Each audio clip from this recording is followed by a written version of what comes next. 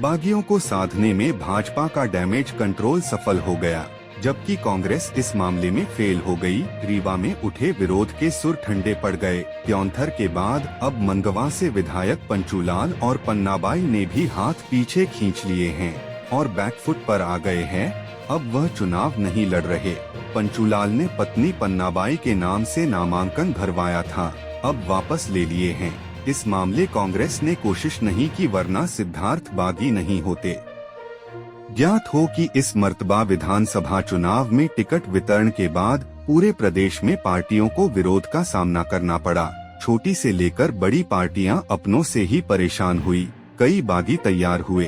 पार्टियों को इन बागियों को साधने में पसीना बहाना पड़ रहा है। अब मतदान सिर पर है। ऐसे में यदि यह बागी नहीं माने तो पार्टी के वोट बैंक को नुकसान पहुंचाएंगे। यही वजह है कि पार्टियां प्रचार प्रसार से ज्यादा इन्हें साधने और मान मनौवल में लगी है। राष्ट्रीय स्तर के नेता इस काम में जुटे हैं। अलग से बैठकें ले रहे हैं, क्षेत्रों का भ्रमण तक कर रहे हैं। डैमेज कंट्रोल का हालांकि असर दिख रहा है।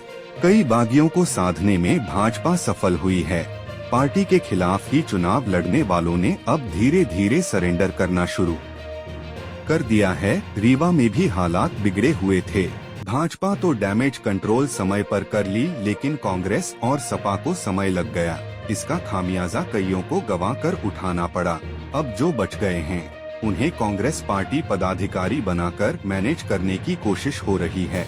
पार्टियों की कोशिश ने काफी हद तक स्थितियां सामान्य कर दी हैं, पर कुछ विधानसभा क्षेत्रों में फिर भी स्थितियां जस की तरह।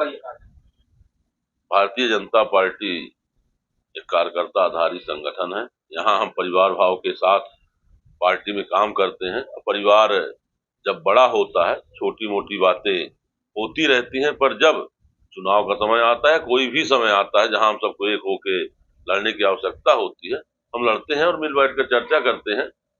आप हमको लगता है हमारी पूर्व विधायक पन्ना भाई प्रजापति जी के बारे में कहना चाह रहे हैं। हमारे पंचूलाल प्रजापति जी अभी वर्तमान में पार्टी के विधायक हैं, 3 बार विधायक रहे हैं। पन्ना बाई जी भी विधायक रही हैं और वह पिछले 40 साल से पार्टी की सेवा कर रहे हैं।